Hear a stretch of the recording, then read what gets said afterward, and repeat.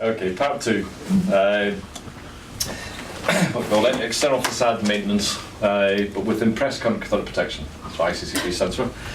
And I mentioned this building, and we mentioned it to death because it's one of our signature projects, because it's our first one and we're very proud of it. Arkwright House was Sir Winston Churchill's northern office during the Second World War. That's why it's a listed building, grade 2 listed, not 2-star, like Oars Bank. This one's a grade 2. In 1998, to my knowledge, there was only one small-scale CP system that had ever been done, and that was at Gloucester Road Underground Station in London by a company called Mott MacDonald, who are present over here, and not on a full scale. And this one, in theory, our English heritage wouldn't allow anybody to do what we had suggested to do on this building. However, the owner had to reconstruct these top two levels here because of the corrosion. It was so bad. And it was so bad because, quite simply because the lead flashing, it was allegedly on there in 1920 when this was built, it was stolen from day one. It actually wasn't there. Somebody had cut it away and sold it to the scrap merchant. Who knew? That doesn't happen here in America. Yeah, perhaps in Manchester you just do not want to. That was a story. So there we are, day one, with a nice transitional steel frame, ornate stone building without lead flashing. So for the rest of the time it was on that timeline of deterioration, and it was going to be able to withstand it not at all. Water ingress was from the first frame. Now Manchester exists, this is very close to home for me. Manchester exists because it's rainy. It's a textile town. We've kept the dust down in the textile mills. So the city grew around textiles, and it grew because it was wet. So that blue sky there is not often. So I love this photograph. But of course, being a wet city, that got wet from day one and continued to get wet for 80 odd years. So in 1998, they were spending about £5 million renovating this building. So in your money, about $7.5 million. And the intention was to cathodically protect this level and this level only. The rest of it had to be reconstructed. So the build was really quite high. We did a mock-up. And bear in mind, we had never designed one on one of these buildings before. We had done reinforced concrete many times over, but we hadn't touched these at all. There was no guidelines, there was no parameters in which to gauge other than concrete, and these are different to concrete. They really are.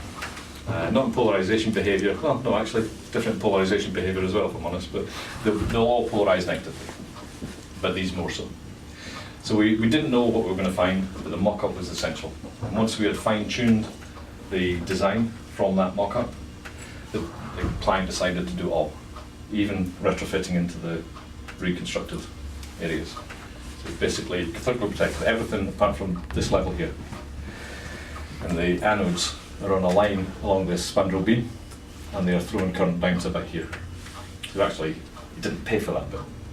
Get the protection there for free. But there is a throwing power of the anodes, and on the mock-up side there, I'm going to try and demonstrate that to you. Despite the anode being on this face, we're seeing things around here, and we can show the numbers and how they change.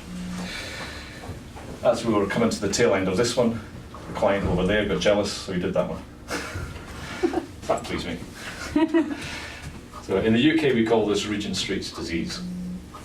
So what you'll find in anything to do with corrosion is given a medical term in the construction industry. So we have concrete cancer, we have Regent Street's disease.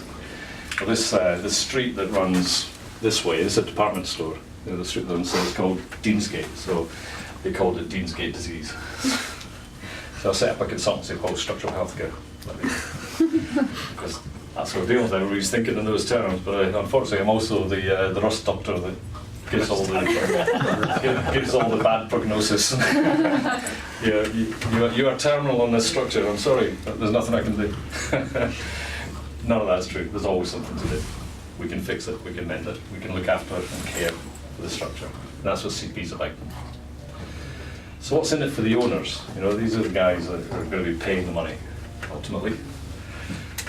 And you know, whether it's an issue that you hold highly or one that you don't hold quite so highly, you can't get away from it. It is a sustainable green solution. Extra low voltage, low energy is used in cathodic protection. You're in control of their health and safety. You're on the scaffolding for less time. You're taking less stone off. You're doing discrete things very safely. So it's got good health and safety control. Because you're not taking the facade off and you're retrofitting discreetly, well, it's quicker. It's more economic. Massive savings. But notionally, over the 30-odd structures that we've done, it averages out at about 9–10% of the cost, if you were comparing it to strip and coat and rebuild. So for the client, it's a no-brainer. It's a massive cost saving.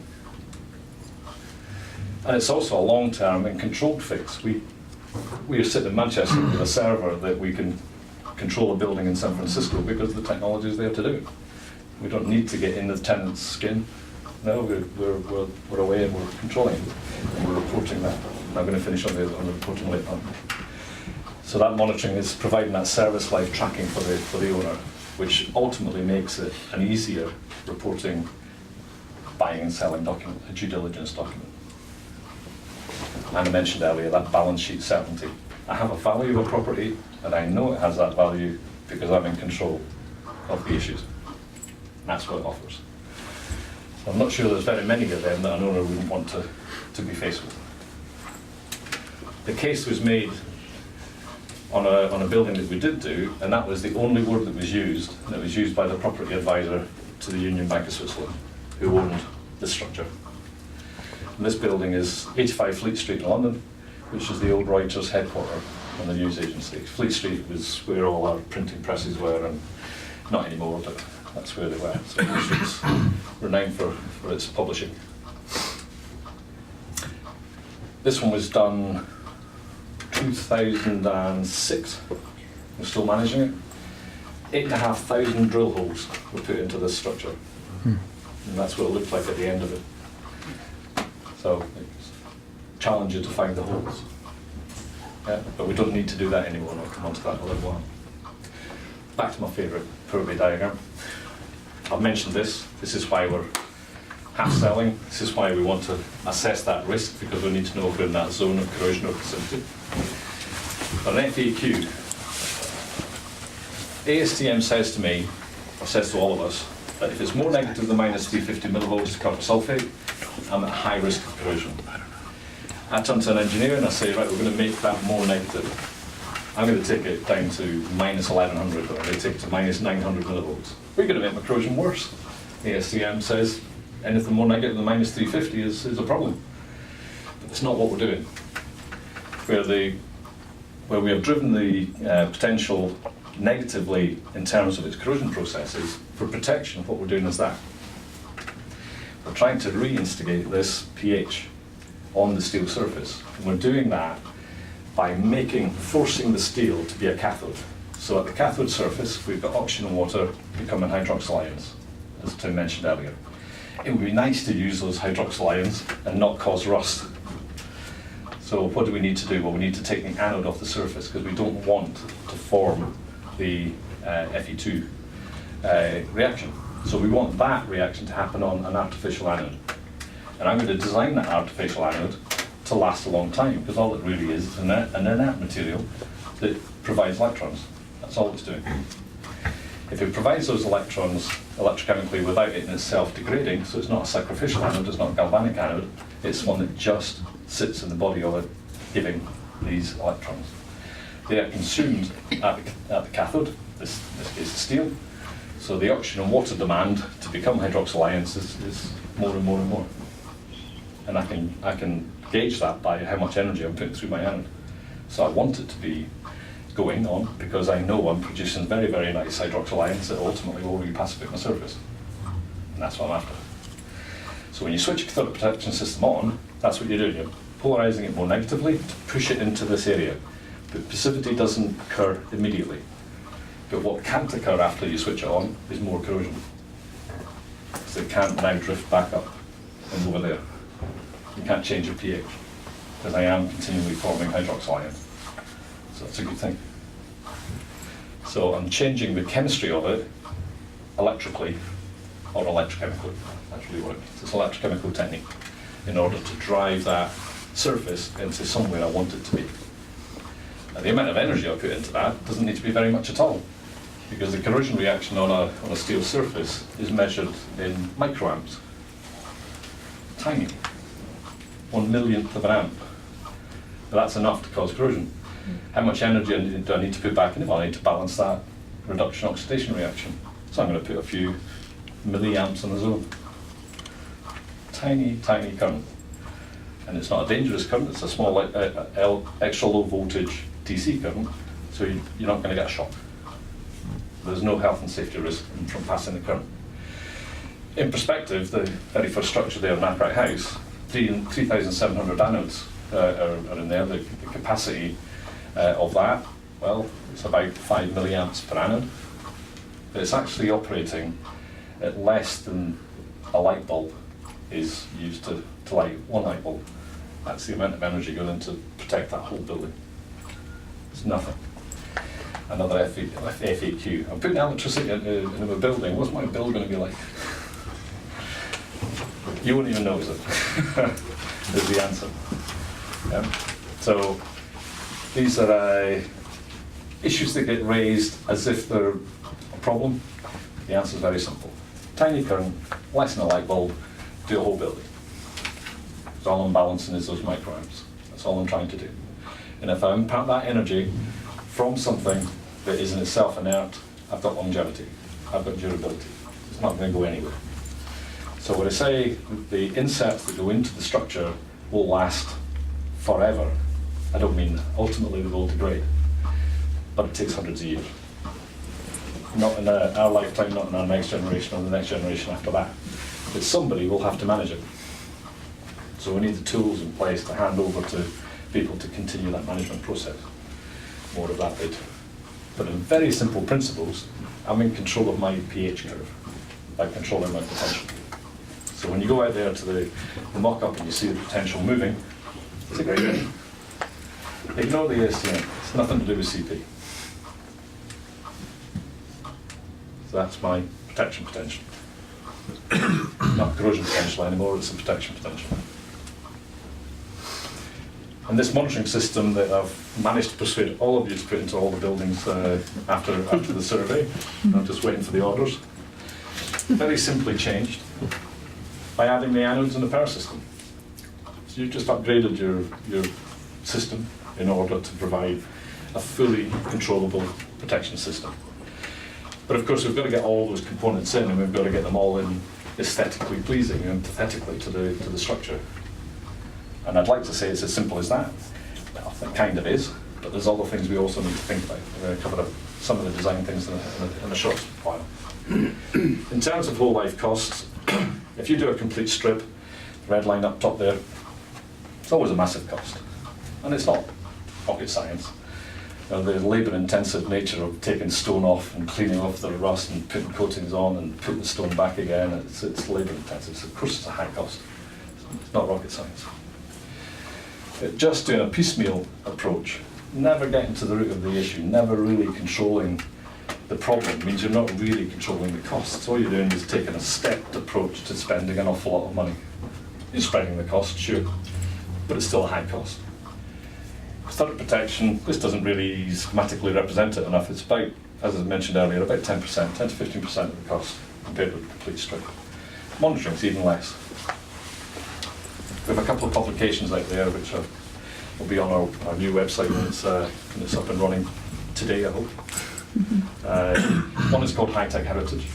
So it's all about Upright House. You can see the approach that was taken and why things were put in the way they were. So it's a paper that was published in 1999. We also have another one in reinforced concrete called Structural Healthcare. And in that, it was a cathodic protection system going into a new bridge out in Hong Kong. And the cathodic protection system cost 0.3% of the construction cost. It was nothing. swallowed up in the main contractor's bar bill at the end of the job. Yeah, maybe not quite. Relative cost is very low in comparison with everything else. So what are the installation considerations? Well, I mentioned it, but I'll show you a few photographs of it. You've taken the facade off, you're going to remove that rust. And I'm intrigued by somebody earlier on telling me about a laser removal technique. Must go and look at it. Needle gunning is more common, but the idea of laser removing rust layers is just nice. But it's fairly extensive preparation. It's a huge job to be done. These are all from our House. Then the coating goes back on, the high build, full coating's finished, then reinstatement of the facade. So, as I said, not surprising, it's a highly costly exercise to do. Now, you obviously know an Arkwright house is about 7 levels high. I walk into New York or some of your buildings out in San Francisco, and they're a lot taller. So, you know, to go and approach a renovation of one of these buildings in this manner, the bill to the owner is going to be extremely high. Compare and contrast that with CP and what we're trying to do. Well, we're trying to insert that in our anode, whether it's in the bed joint or it's drilled in, and it's really quite simple. We take steel connections, you take a connection to your anode, they do not touch. They have to be spatially apart. You're passing current from the anode and throwing it to the steel. So it can't go through steel, it's got to go around steel. So we need to geometrically arrange anodes in order to be able to throw the current around the whole structure. More of that later. But in principle, it's replacing that battery that Tim showed you earlier. It's still anodes and cathodes, it's still passing electrons between the two, and as long as you've got that circuit running, you control of it, you're protecting. So the steel becomes a cathode, doesn't corrode, but the anode is only part of that CP system. There's more components, there's the monitoring, there's the wiring, lots of other considerations to take into. Where am I going to put my units? Where are they going to be situated in the building? Is the architect happy if they're in a suspended ceiling or they're pinned to a column? All these things that need to be considered. Where am I going to put them?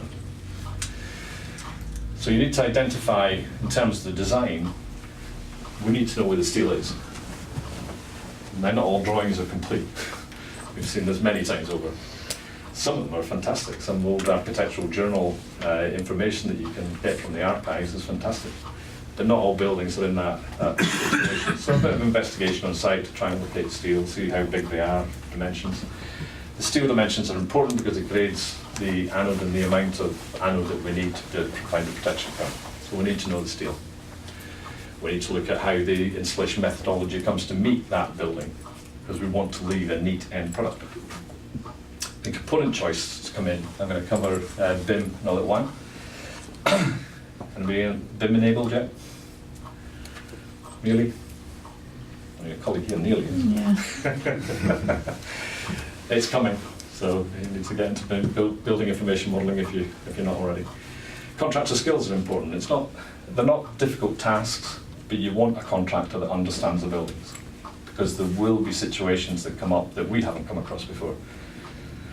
But we are there to support that contractor through that process, to think through all the minutiae detailed changes that become necessary. There's an extraneous metal plan that you need to do. There are other things on the building. There may be brass components, there may be stainless steel additional components being put in, there's signage, there's parapet railings, there's windows, there's all sorts of things that can all interact positively or negatively with the operation of the CP system. So a good design has an extraneous metal plan. You need to know from the survey or from the engineer's information on the structure, what else is on that building, what other materials. Because if I don't bond them in, they could take stray current and they could in themselves corrode. Now, it doesn't necessarily mean it will happen, but it's something that should be in your design document that says it's been thought through. Your designer, my professional indemnity insurance is on the line. If I write something that says, I'm leaving that isolated, that's a big risk. I need to know why I've left that isolated, why I've not bonded it to my structure. But in truth, all buildings we've done, we have left components unbonded, because we've looked at pickup from the current and it's not enough to cause an issue, so we've just left them. Yeah. There's other things that are made, for example, brass. There've been brass traps in some of the buildings on granite in particular. Well, brass has such a low corrosion rate. Even if I did in parts and stray current to it, the corrosion rate is going to be so tiny. Chances of damage in that component is negligible. So there are examples where you can leave it alone. It should still be in your document that says why you've done it. And you just know what's there. And then consider your future operation. How are you future-proofing this structure? Are the components I've chosen going to last that length of time that I never need to go back to that facade again? And how am I going to change the electronics? What's my upgrade path for that? How does it meet my software, and is the software upgradable easily? We chose the internet for a reason. Somebody else's investment. And we tap into tools that come in from the internet. Keeps it on a future-proof upgrade path. So aesthetic and empathetic. We no longer drill through the middle of a brick. So that I certainly don't. Still important though, because compare and contrast that with the big strip down, and you can see where all the cost savings come from. That's a discrete anode in position. This tube is to allow out acid gases that might form on the anode surface, but it's just cut flush to the surface, so you don't see them. That anode is interconnected with a titanium wire, which takes it down to the next one. Down here, interconnect to the next one. You can put a pair of anodes in, one deep, one shallow. You're going to throw current around the back of the steel here and protect the front anode. So you're spatially aware of what's around the steel. So as mentioned earlier, you can't pass current through steel, it has to go around. Okay? But everything's hidden. Low gauge wires, small discrete components, all hidden within bed joints, easily managed and aesthetically pleasing. Extraneous metals might be as simple as a downpipe, for example. This is a cast iron downpipe that they weren't going to replace. So these metal fixings here go into the brick, obviously. The steel's right here, there's an anode nearby. If that's separate, that could pick up current, that fixing could corrode, and the cast iron downpipe fall onto the ground. So we don't want that. Simple. Take a connection to there, bond it to your steel, hide it in the brick, job done. A little bit different if that's plastic, because every fixing needs to be done. Because the continuity between that fixing to anything down below is not there. It's good that that's metallic, you only need to do it once, maybe twice. Do you have to use like an ohms meter or something to make sure that you've got... The continuity measurements are done in two different manners. One is using a resistance measurement, and you always do in reverse polarity. You do both polarities. Oh. Yep, to see the stability Sure. of the measurement. Or you can do it as a potential measurement, but reverse polarity. And that is guideline control data that you should meet. So, for example, the ISO 12696 will call for anything less than 3 ohms in forward and reverse. We ask for 1. Yeah? So we want a little bit of security in our designs, and that it really is robustly continuous. The reverse is true for the anode and cathode. You need mega ohms or kilo ohms between. Now that depends on the moisture levels in your structure. So don't be surprised when you measure a cathodic protection system in its pre-commissioning stage to find it's maybe only 10, 20 ohms. As that dries out, that number will get bigger. So does that mean you adjust your system through the seasons? The monitoring will show you how it changes over the season, so that it should remain fairly stable. But it does react to the weather. Okay, so there's more demand coming from the weather as it appears at the steel surface. So there could be a lag between spring and summer, or especially winter to spring. But it seems like you develop some sort of pattern. You absolutely do. You see little peaks and troughs. It's true in the inhibitor monitoring as well. It happens on that too. We have 45 of them out there. We know how those work. So, but there's lots of things that could be there. These are the examples from the department store that was opposite Arkwright House. It's called Kendall's Department Store. They had bronze lintels supporting glass blocks. They had cast iron downpipes. They had steel window frames. They had the handrails. They had radio masts on the balcony. They had etc. We need to know about all of them. Not necessarily to do something, but just to tell you why you're not doing something. But if there is bonding that needs to be done, it needs to be done. You can't avoid it, but it can be simple. Just part of the job. Would you have had to, the window frames, did you have to do anything with those? We have done both methods. One is to bond them in, and another situation where we didn't. Well, several situations we didn't, several situations we have. What it really depends on is what is insulating that steel frame from the stone or brick. If there's an insulation border to it, then you don't need to do anything. It's going to shield it from anything.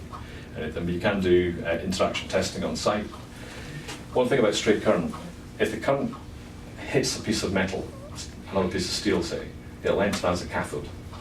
And then the low resistance path through a metal goes through and it'll leave at the point of least resistance back into the structure. When it leaves, it's an anode. It'll leave behind a corrosion. Yep. So that's why you need to understand. And there are multiple lawsuits out there on pipelines and underground structures where cathodic protection has been put in a pipeline and the farmer's had an underground storage thing over there and it's corroded like mad and he doesn't know why until he realised that that structure wasn't bonded into the pipeline. And had they bonded it into the pipeline, it would have been protected. Farmer could have got a free protection system. The farmer sued the gas pipeline company. It goes, nothing to do with us, that's 2 kilometres away, you're nowhere near us. Line of least resistance, that's when it left the structure. And it left to that structure. You go along doing a survey. Yeah, there's your path. Put your bank to rights, pay the farmer.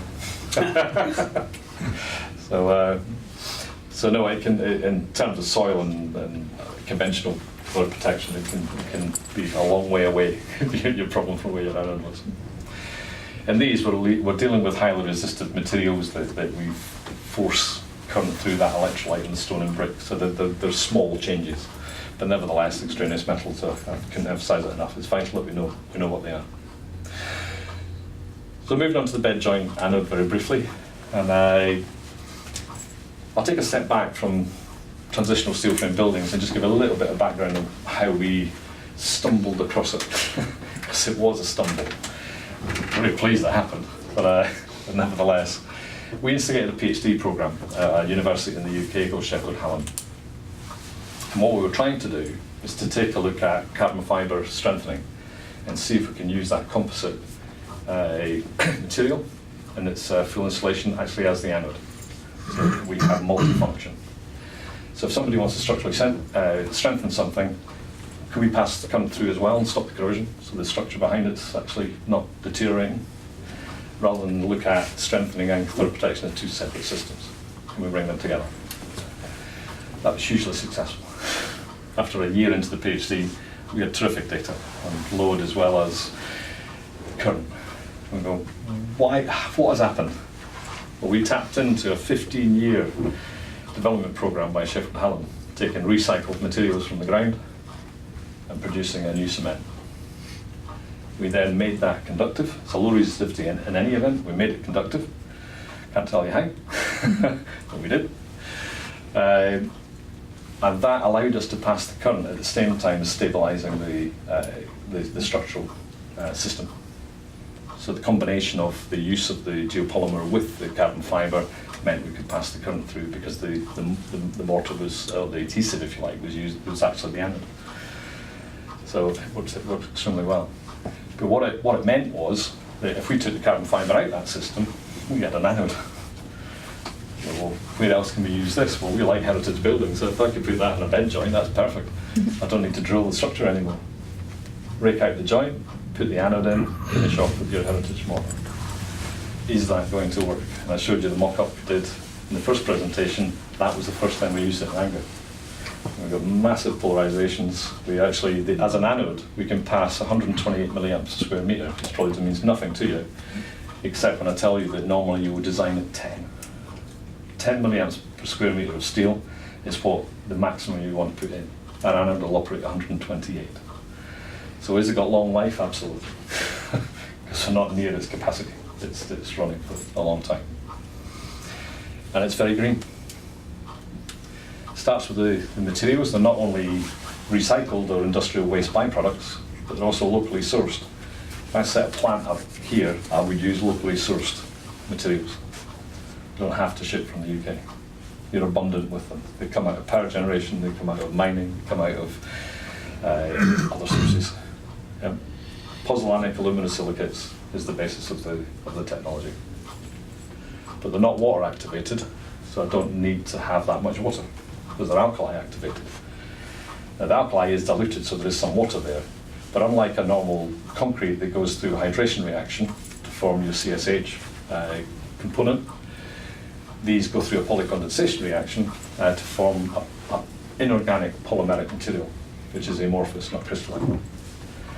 And endemic within that is temperature tolerance. So the Kansas City job that I mentioned earlier, that's got all these awards around it, that was installed at minus 15 degrees. Don't have to wait for 5 degrees and rising. It hardened in negative temperatures, and it is not susceptible to freeze thaw, although we are now bolstering that with some research data. It's going through another program at the moment. It's also highly fire tolerant. We've had it at 1200 degrees Celsius for 5 hours, no change in the material. Temperature range of its tolerance is enormous. So going back to the PhD program, we not only produced an anode that was low carbon and from recycled materials, but it's also now fireproof FRP that you can power up. We just need to go through the official testing programs now. Despite all those characteristics, I still can't put it on a building.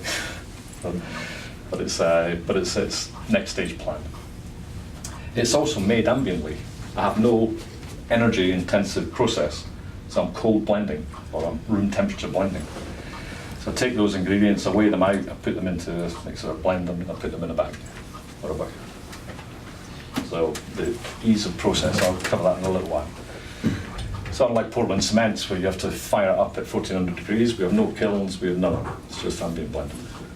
Largely recycled materials. The CO2 savings are about 80% less than ordinary Portland cements on CO2 emissions. So it's got a high green ticket. Even if I add aggregate to it that's not very green, I only reduce my CO2 emissions down to 65%. It's still a nice return on the carbon footprint. So sustainable in terms of its eco-manufacturing, and its limited use of water, non-disruptive because we can control corrosion, and we can perform and report. It's all part of that sustainability package. You know what's happened, it's accountable at the end of it, from cradle to grave. Very simple manufacturing, as I mentioned. There is a liquid component I'm not covering here, but just very simply, I don't mind telling you, it's a sodium silicate solution, so it's not, there's no big intellectual property there. You'd find that in the literature quite readily. So the powder, you take a bunch of ingredients, about 11 of them going into our product. I can't tell you what they are, otherwise somebody will shoot me. They go into a pan mixer, they get shear mixed for a short period of time, and I have a binder. And I can make it concrete, I can make it a repair material, I can make it an anode, I can make it, well, I have cement, a low carbon cement. But for purposes of this presentation, it's also a bed joint anode. So you take that powder, you add the liquid. We've added also some carbon fibre, which acts as a shrinkage compensator, as well as increasing our conductivity over and above everything else we've done to the mortar.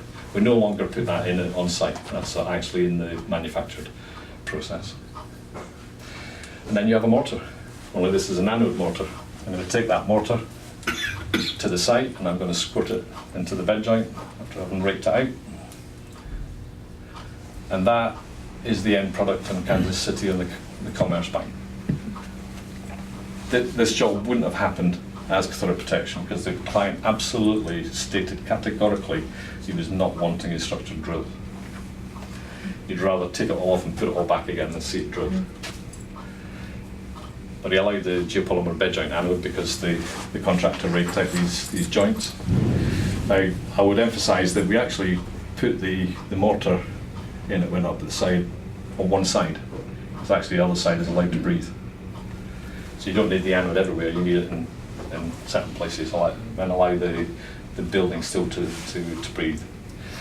That's important because the compressive strength of that, if we've got a low strength one for this mortar, because bearing in mind it can be a concrete at 70 megapascals, so very high PSI. I should always do this conversion before I come to America. About 10,000. About 10,000 PSI. So very high strength. But obviously we don't want to damage the stone, so it must have some sort of movement and breathability in order to do it, so we compensate that in the design. I mentioned very briefly BIM. For heritage buildings, these are our BIM objects. So if you are a designer, as of today, try Monday. I haven't got the email to tell me it's live yet. Just for safety's sake, say Monday. We have BIM objects on our website, free of charge, to go design with. So you've got all the information to hand in order to build them into your three-dimensional model of what you're going to do with that renovation of that structure. We are also developing other BIM nests for reinforced concrete, for new and for existing, for beams, for columns. They're all under development right now. The first one we've issued are the ones for the monitoring as well as the anode and all the information package that goes on normal building information modelling. I think in terms of cathodic protection, we're probably first in market with that. Do you say them? Probably most likely. Mm-hmm. I'm very proud of that. So I'll go back to Fleet Street. So, built in 1829, protected in 2006. The contractor did have to do standard Dutchman type small-scale repairs at each of the cramps, but we needed them to open them up anyway, as I mentioned earlier, because we needed to make a connection. The connection was made with a simple drill and tap screw with a 1mm steel wire coming down and into the bed joint. The only permission we needed from the City of London Conservation was because the 1mm wire going into a 1mm joint doesn't go. We can't get the guide around it. So they allowed us to extend it to 1.2. So 1.2 is acceptable. But that took about 6 months of negotiation. and the mock-up done in the small area so they could see it, but they liked what they saw and allowed it to go ahead. So every single cramp was photographed. You see from here, this Dutchman repairs done, but that was what was happening, this crack going down from there. You see another middle on there. So lots of cracks all over the facade. The anode network can't touch the cathode network. But GD Geotechnics have just done a fantastic mass magnetic probe thing and told me I have 550 of them to deal with. I also have 450 anodes to go into this. This isn't a bed joint anode, this is just discrete anodes. And they cannot overlap. But I've got all the bed joints I need to hide all the wires in. Well, that's almost impossible. The contractor was probably, on the face of it, probably right. Only he ended up doing an absolutely fantastic job. Best masonry contractor in London, I have to say, a company called Pay Stonework. So despite their CEO telling me it wasn't possible, his team managed it. So all the anode were interconnected within those same 1mm joints as the iron components were interconnected with the steel. And every time we couldn't avoid a crossover, we put a very thin sleeve plastic sleeve over the crossover point on one of the wires. So it could cross over in some of the joints. And that's how we dealt with it. We went a little bit deeper, put the two wires in the same joint, but one was insulated, so we didn't touch. It was fiddly, and almost the reason for not doing CP. So a little drill hole. We tried to get them onto the perpendicular on the bed joint to minimise the damage to the stone, and put the wire in. And each one of these is an iron cramp. It had to be interconnected. So a big operation, but that facade took about 4 months to install. Monitoring went in and we treated the monitoring points. We couldn't unfortunately use our corrosion rate monitoring on this, so it doesn't have service life tracking because it's a bigger probe and they wouldn't allow the install of them. But we extended the Dutchman repair into just a small opening to allow the monitoring position. And that's what it looked like at the end. I emphasise 550 wrought iron cramps and 450 anodes into that outside face of that facade. And it looks fantastic. The only mistake I made, I maybe make lots of mistakes, but the only I felt a mistake was I submitted this to ICRI ahead of the awards. Otherwise I was hoping it was going to get Project of the Year, but it couldn't because it had already made front cover. And Project of the Year gets front cover. And I've already been front cover, so it got the Award of Excellence on Special Projects. I'll never know whether we would have got Project of the Year. But we're very proud of it. Everything was done from repainting the boot scrapers down here to cleaning the facade to redoing the windows, to all sorts of additional things. Cost-wise, about $1 million. CP went in for $110,000 of that budget. And it was finished in 2006. We've been monitoring it ever since, and it's working beautifully. 90 Church Street, a bit closer to home for you guys, but still a tad away. This was done with Brisk, part of Western's group in New York. And as Tim mentioned earlier, it was all about two corner columns. We'd have liked to have done the whole building, of course, but the biggest issue was on movement within two columns. And they had track gauges on the columns for a while, so Tomasetti were gauging change, and it was moving. So the notion was to reconstruct the columns. The cost of that was going to be about $3 million. And we were approached through the identification project by Sika. Approached us and said, look, can we take a little look at using the discrete anode on this, and would CP work? And absolutely, let's try and save some money. Cathodic Protection went in for about $250,000, fully installed.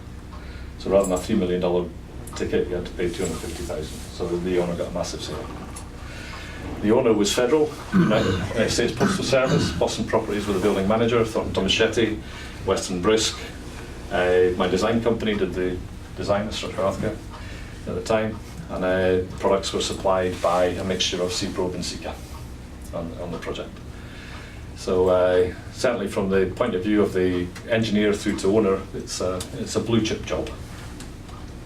And the problem, well, it's a bit like the one I showed you in London on Fenchurch Street. It wasn't that bad, but there was enough corrosion ongoing to cause the movement that Thornton Tomasetti were measuring, so it needed to be dealt with. But I think it's, for me anyway, it's a very striking thing how little needs to happen in order for problems to emerge. Just because that intimacy of the facade just causing those tensile forces, it doesn't take much. Project sequence, well, we were introduced to it in December 2006. We finalised scope by June 2007, having received some information. I'm going to cover that with you in a second. And it was also received a preview. Despite it only being two columns, to take a little area and just prove to the owner it was actually going to work. You know, he had his fingers tightly crossed because he was either looking at a $3 million bill or a $250,000 bill, so please work, please work. And it did. It was completed and commissioned by the end of March 2008, and again on our server we've been performance managing that and reporting to USPS through Boston Properties ever since. And it was a job well done by contractor, and we like to think by all of us as well. So very good. But here's how we did it. We needed information from the client. Very kindly, through Thornton Tomasetti, gave us this sort of information. We could dimension up from here, so we know how many anodes are needed, what the spacing is going to be, and we can estimate the cost quite readily from very simple information. Elevational dimensions and layout of the flow levels that we had to go. Now the flow levels are important for us, less to do with the cathodic protection design, but where we're going to put boxes. So if we say to the architect, can I put a box there? No, that's ugly, I don't want it there. You know, but there may be, in some situations, we've found refits ongoing. We don't know if a suspended ceiling is going to go back in, or we have to deal with ornate columns, or where can we put the boxes? And they're a mixture. They're either in suspended or they're in floor spaces. The new floors these days with a nice 100mm gap, it's enough to put one of our boxes in, and they're all out of the way. So we started off with this information. We also got cross-sectional information.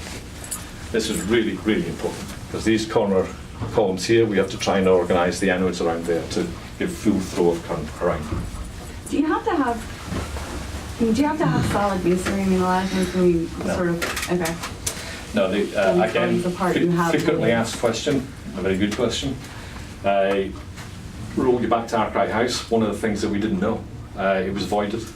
There was intermittent, sometimes large voids, sometimes very small voids. The way these things seem to react is almost as if they're a pipeline. So if you were protecting the inside of a pipeline that was slightly moist, you would pass current really readily through it. The electrolyte is a mixture of that moisture with the mason's mortar rubble. Two other things to consider with it. One is that if it is voided, there's no pressure at that point from the steel through to the facade. So a couple of things come from that is it may be worse than you think, because just because you can't see on the outside, it might be happening on the inside. But the second thing is, because the void's there, if it is dry, then there's no corrosion there anyway, because you haven't got the oxygen and moisture there to, well, you have oxygen, but you have no moisture. So in that corrosion cell that Tim said you need all these ingredients, one of those things is oxygen, the other one's moisture. And if you've got both those, you'll have a corrosion cell. If you don't have one of them, you can't. It just simply can't initiate. What about condensation? I mean, Yeah, is that's that, the moisture, that's what Yeah. starts it going. But it also acts as part of the electrolyte to pass the current. Now, we didn't know that until 1998. That's what the preview was about. We were looking at voided areas, we were looking at compacted areas, and do they react any differently? And the short answer to it was, thankfully, it didn't. They reacted exactly the same way. Our advice to the client was that if they're dry, then don't worry about it. There's no corrosion ongoing, it can't pass. So even if the CP current isn't there, we have enough anode points around to throw the whole facade. If it reaches a block point that's been fed here, it's been fed here, it's here, and here. So we'll get past that point. So it's not an issue. You took that to the nth degree on the reconstruction of the top two levels, because it's completely voided. You say, well, don't CP that, because you're not going to get a problem there. Later on you've coated it, you've done all sorts. No, I want it in. Just in case I get moisture in there, I want it in. So we ended up putting it in there as well. Asked me truthfully, I don't think I really needed that. He needed it elsewhere, but he got it elsewhere as well. So voiding, it's important to know it's there, but you're not going to map a whole building to see where voids are, ground radar surveys, all that. It's not going to happen. But we have tested on multiple buildings to see whether or not it would actually create a problem, and it doesn't. So we then take those drawings and we put the components on. So you'll see, if you look very closely, little green dots with components, connection points, reference electrodes, corrosion rate monitoring points. So we provide those to the contractor. That's where we want our drilling done. That's where we want the interconnections done through the bed joints. That's the plan. We arrive on site, help the setting out process, do the instruction and training and quality assurance test regime that we want imparted on the job. The contractor knows then what's expected. We tend to come back once per zone, A, to do pre-commissioning, B, to check the QA test sheets that are filled in, and if not, then backtrack what's happened to make sure our quality records are all in place. And there's a good reason for that, and I'll go into that later on the management system. The record of each job is immaculate, because it has to be. So we've got the components in position, we've got the contractor ready. He knows what to do. The owners had the mock-up. He can see it working. He can see that it's going to do the job. The next really is just get it in. But this is how we spaced the anode in this job. Where there was a deep one drilled in here, and there's two shallower ones here, and that gives us the current flow around the hole. So it's not an intricate design, but we needed to know that information to know exactly where to put it. The other aspect is we only have small dimensions to deal with. The ideal situation is actually to have this anode out here. Unfortunately, it's in fresh air. Because when you have an anode, you can throw that way. Yeah, it throws in a splay. The closer you are, the more intimate that protection is going to be. So we're depending on this section of anode to throw around that toe, and that to come around here. So that dimension's very, very important. If we were a bit further away from that, you can throw wider to the steel. So we like to look at maximising that throw potential of it, but we're restricted by the dimension of the element that we're trying to deal with. So the installation phase, seen a photograph earlier on this, but the discrete anodes go into very discrete holes, usually in the bed, within the bed joint, and then interconnect with the titanium wire. This is all the anodes in position with their plastic tubes dangling before they're cut off. So you can see one line up there, two lines there from that arrangement that I showed you in the cross section. And about to repoint. And that's a completed corner. So I've done the Dutchman repairs on the repair areas that needed to be done. The anodes are all in position. And from 5 feet away, that's what it looks like. So it's 5 feet, meter, John? Yep. So that's what it would look like. So where's the anode? Right there. That's the anode. That's the anode. Clearly hidden. You can't see it. So if we thought they were at these little things, they were actually cramps that were repaired on the Dutchman. So it's been a more intrusive repair than actually putting an anode. And that was that job done. The job's a good one. It's working really, really well. So last section I'm going to take you through before I bore you all to sleep is how do we monitor it? How do we know it's working? And there are multiple ways to understand that. There is standard performance monitoring. I mentioned the ISO 12696:2012.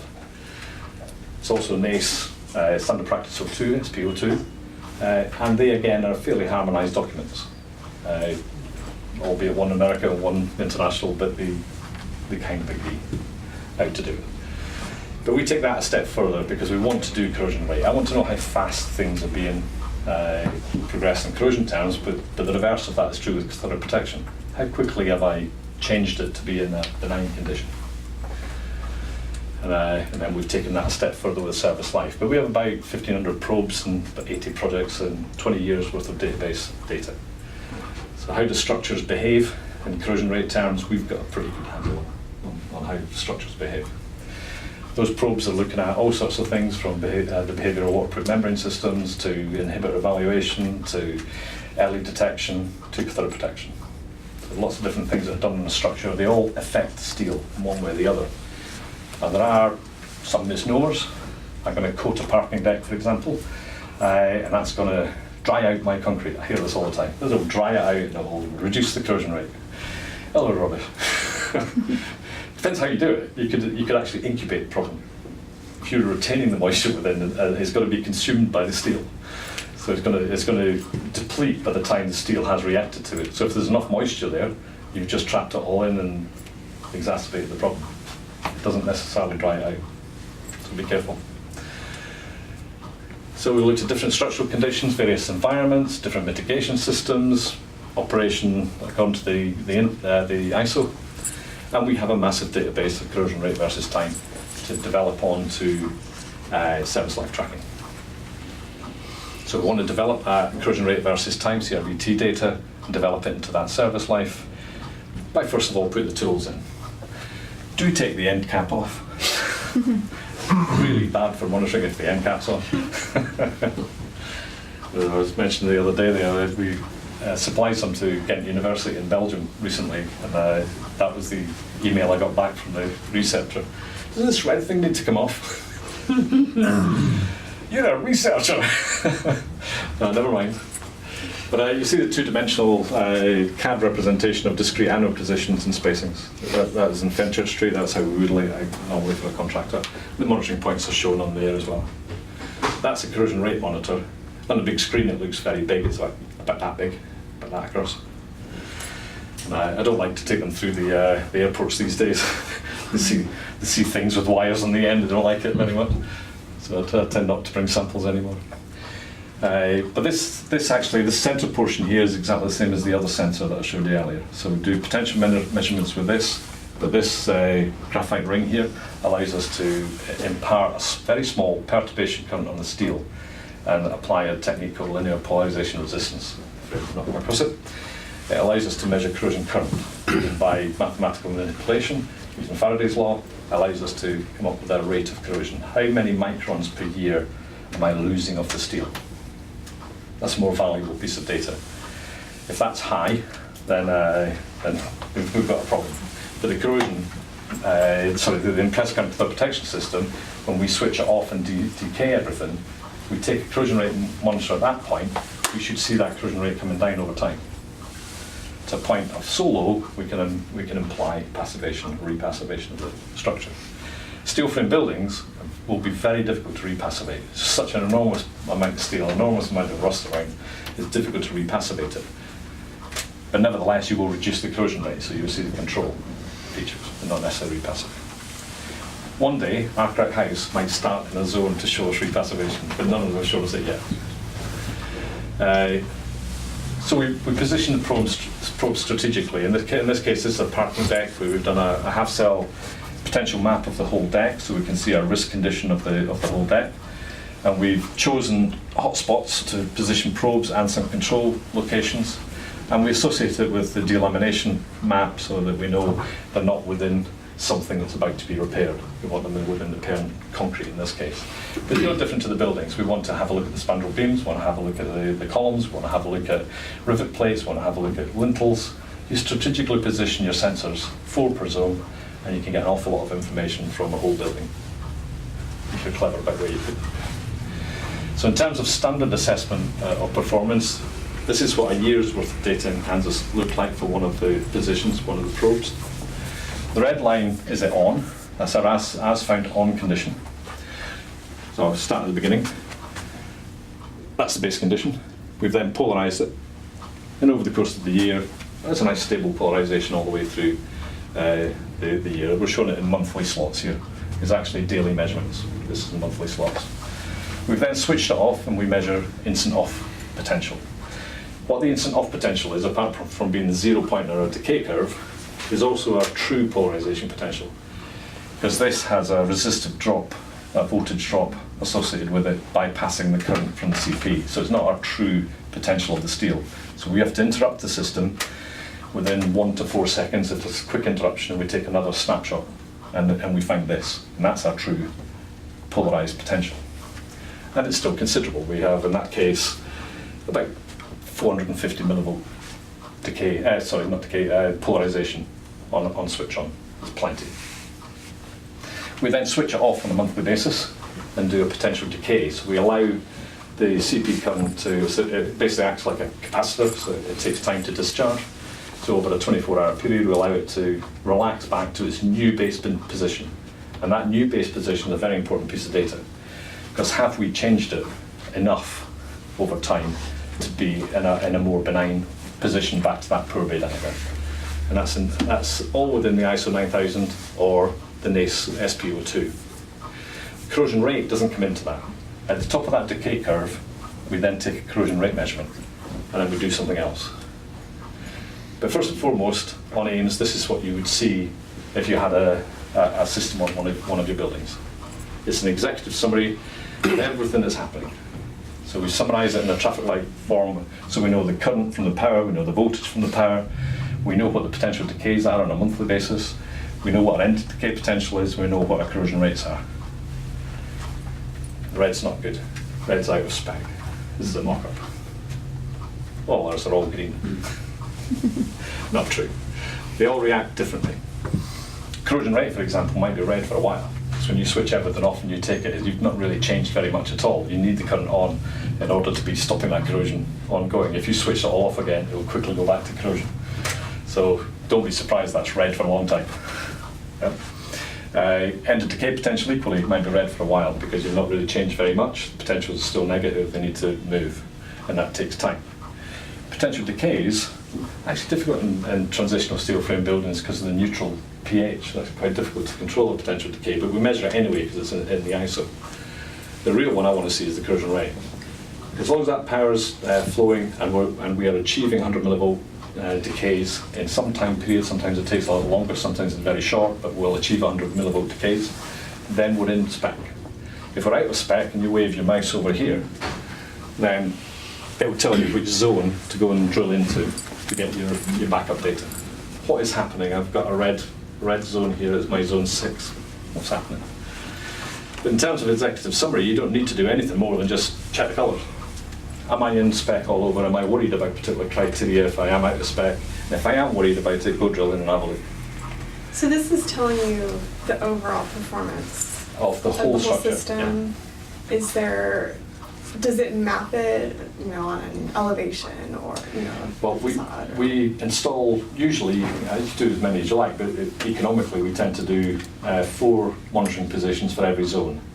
So if you take the 85 Fleet Street, for example, project, there are 28 zones.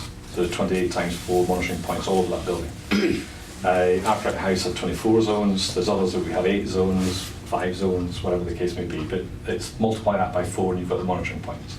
So that's a summary of all those monitoring points on all zones. And you would So break how this the out whole into building is behaving in terms of the application of the current. We can then look at it on an individual probe basis of what, well, again, back to that strategic location.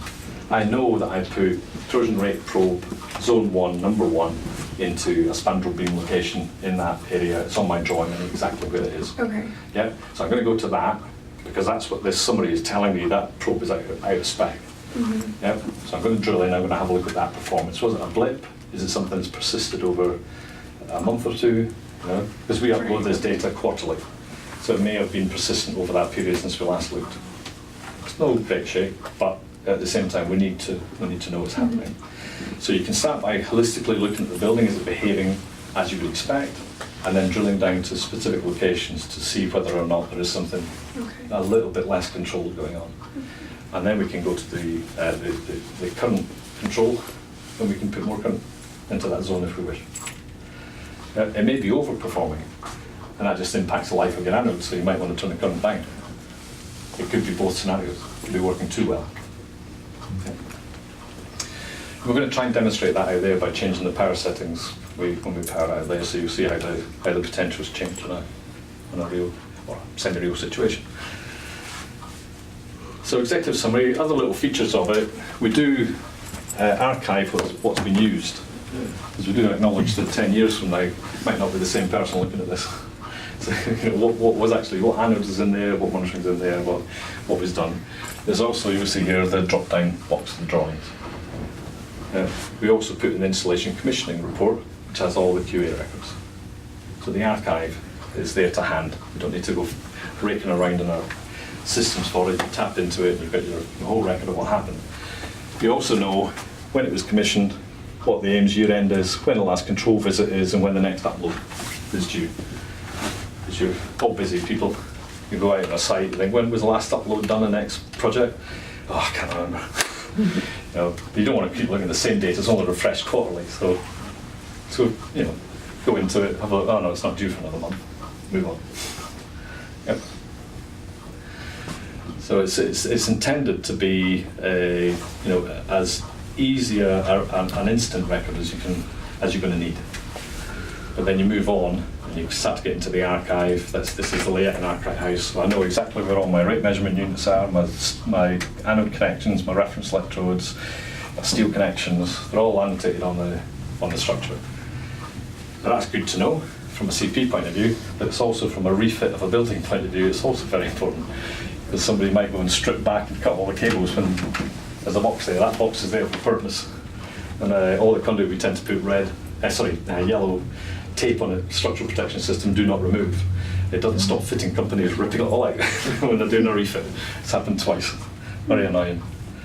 But the record is there for the future because people do different things to buildings, so they need to know what's been done. And that's, you get into the data. There's a drop-down box of all the different monitoring points within a zone, and you start to get a record of every individual position. So you should know why that monitoring point's been put in position for what it's looking at in terms of the building, or the structure of the building, and what its performance is on a rolling annual basis. You can see performance as it goes. Back to my tutti. I mentioned this earlier.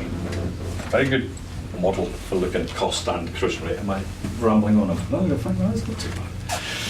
I am nearly at the end. So it widely references the changes to structure over time. Yep.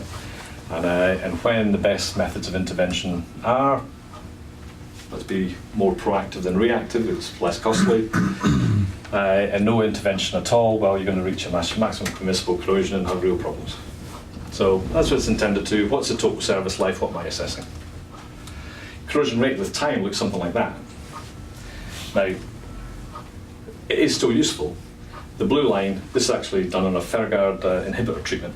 It's a Sika product, but in the lab. But so you can look at that blue line as a protection. So the red line is the control where there's no protection being put in place. So they both behave in the initiation stage very similarly. And then it initiates, but the treatment has stopped that initiation process becoming a propagation of the corrosion. On the uncontrolled, well, off it goes. Corrosion rates vary with environment, but they'll keep going. So it is useful. You'll know if it's kicking off, or you'll know if it's benign. It's very, very helpful. But it doesn't really show the significance to the structure. It just tells you whether the system's working. Yeah. So if we develop then that corrosion rate into what's known as a P-core profile, or an accumulated corrosion profile, looks something like that. So you still see the differentiation. So my protection system is nicely low and perpetually low. You notice that there is a gradient up because I have a corrosion rate. That corrosion rate is not necessarily an expansive corrosion, it might just be the replenishment of that passive oxide film. But I'm still measuring that, it's still there. But that's not controlled, that's gone, that's off. So a very simple, really neat way of looking at accumulated corrosion, but lo and behold, I put it to my tutti curve, and I know exactly where I am. That matches it really quite nicely, in the initiation to my propagation phase, or my protection phase. So if I then put a proper timeline on that axis, rather than a schematic timeline, we develop this particular P-core profile was done on six bridge crossheads with different repair strategies in a bridge in Ireland, where the cover was totally removed, but they replaced it with different covers of OPC mixes, and they also used granulated blast furnace slag, or GGBS, in the mix, and they also mixed an inhibitor admixture into the OPC and did different strategies and compared it to a control. Corrosion rate was done over a 5-year period, and the National Roads Authority said they would do it for 15 years and now cut the budget and stopped at 5, which is a shame. There's an online tracking that performance. I've got my 0 point on my P-core is my starting point of the true measurement and how that's changing over time. So I've got my control, where it's continuing the corrosion. I've got my 2 OPC scenarios of a 50mm 2-inch cover, or a 70mm cover, 2.5-inch cover, and my GGBS. Put GGBS in your mix, it's fantastic. Works really well. And that's what they wanted from it. They wanted to know what strategy to use to repair the structures. And this is how if I develop that tutti curve to show this, then my initiation phase, I don't know any data here, this is unmanaged, I've no idea, I can't backtrack to that. What I do know is at that point of intervention, I had 18 microns per year, and that's quite high. It's quite high corrosion. Notionally, if it's protected, you want something less than 2. So I'm sitting at 18, it's accumulated corrosion is really quite high. If we project that number on, we reach a maximum permissible corrosion after 5 years. It's going to be in a bad way. The strategies then on repairing it, reduce that corrosion rate and the P-core value on the down direction. If I then project that 5 years on, my GGBS is going to last greater than 50 years, my OPC 70mm is 25 to 50 years, but I'm another 5 years with my low cover, or lower cover. So now I'm projecting life. What we're not promising to do is to tell you a precise year that's going to fail. This isn't about telling you it's 63.4 years.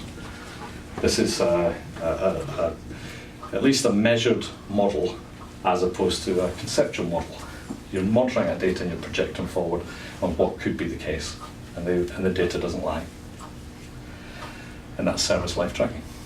So you take that back to an owner, you've put your CP in, you've intervened with it, and I'm telling you you've still got more than 50 years. Money well spent. You'll probably be relieved now.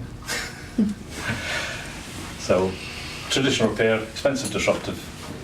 Piecemeal can be just as expensive and arguably more disruptive. You intervene in more often with the tenants. So it's not so good.